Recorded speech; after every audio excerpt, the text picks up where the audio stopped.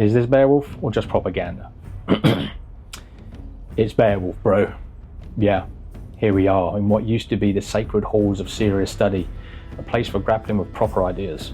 But these days, we're being told, no, demanded, to take Maria Davena Headley's 2020 version of Beowulf seriously. And let me tell you, I'm fucking sick of it. Absolutely fed up with every single classic text being yanked and twisted and contorted into some bloody vehicle for whatever political agenda just happens to be serious right now. This isn't a translation, this is propaganda, pure and simple. If you've ever had the questionable pleasure of slugging through the original Old English, tough, raw, undeniably masculine and proud of it, you know what Beowulf actually is. It's a saga of warriors, monsters, the pursuit of glory and sacrifice. It speaks with the voice of a time when strength wasn't a four-letter word, when honor meant something truly tangible. But Headley? She bursts into the metaphorical mead hall like she's stumbling into a third-rate frat party, screaming bro as her first line. Yeah, you heard me, bro. And from that glorious start, it just gets progressively worse. The whole thing reads like it was hammered out for Twitter, X, or perhaps a particularly woke gender studies seminar. Headley doesn't just want to modernise the language. Oh no, she's on a mission to rewrite the entire damn soul of the poem. Suddenly it's all about shoving women into the spotlight they didn't ordinarily occupy.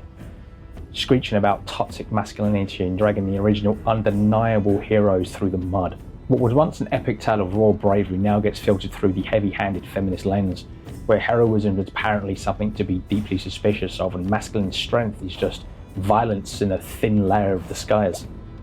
And yeah, she trots out the old line about giving women more agency, whatever the fuck that means this week. Well, Theo, who in the original was portrayed as graceful, composed, dignified queen fulfilling her role within her society, is now painted as some kind of power broker cunningly manoeuvring her way through the landscape of the oppressive patriarchy. It's simply not enough to acknowledge and respect the roles these women played within the context of their time. Headley feels compelled to take a sledgehammer to them and refit them to match modern sensibilities. It's not interpretation, it's like rewriting history and then having the gall to call it some kind of bloody social justice. And she doesn't stop there. Beowulf himself is an absolute embodiment of courage, physical prowess. He's now in Headley's hands reduced to just another bloke stumbling through his own massive ego. He's been downgraded to some sort of emotionally complex anti-hero. Every single time he swings his blade, we, the reader, are relentlessly nudged and prodded to the question whether it's genuinely heroic or simply toxic. Apparently 5 months is toxic now. Apparently in Headley's world, it's simply not acceptable anymore for a man to fight a massive flesh-tearing monster without being subjected to a bloody lecture on power dynamics and the fragility of masculinity.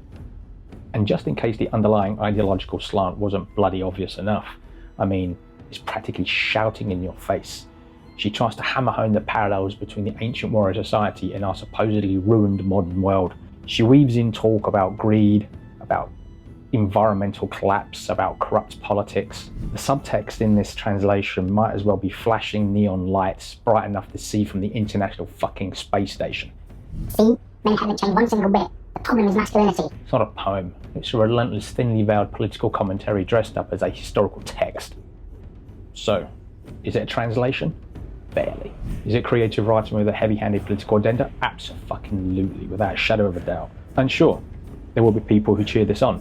They'll call it bold, fresh, important. But let's not take the piss here. This is not Beowulf.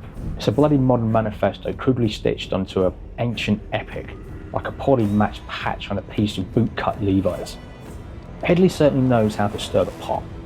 She knows how to provoke a reaction, and maybe, just maybe, that's the entire point of this? Maybe? Controversy sells, doesn't it? She's dragged Beowulf into the 21st century kicking and screaming. Now, whether you view this as artistic progress or outright cultural vandalism probably says more about where you stand on the current state of literature and academic discourse than it does about the poem itself. I'm sticking firm with the old classic translations. The ones that have the decency to respect the original spirit of the poem. The ones that understand strength without needing to attach shame to it, and heroism without feeling the need to bury it in irony or air quotes. Call me old-fashioned, fine, I'll take that. Anyway, if you agree, or if you think I'm a complete dinosaur who needs to get with the times, let me know in the comments below so I know who you are. Happy Fridays, don't forget to subscribe if you're not subscribed, like the video if you like the video, and I'll see you next time.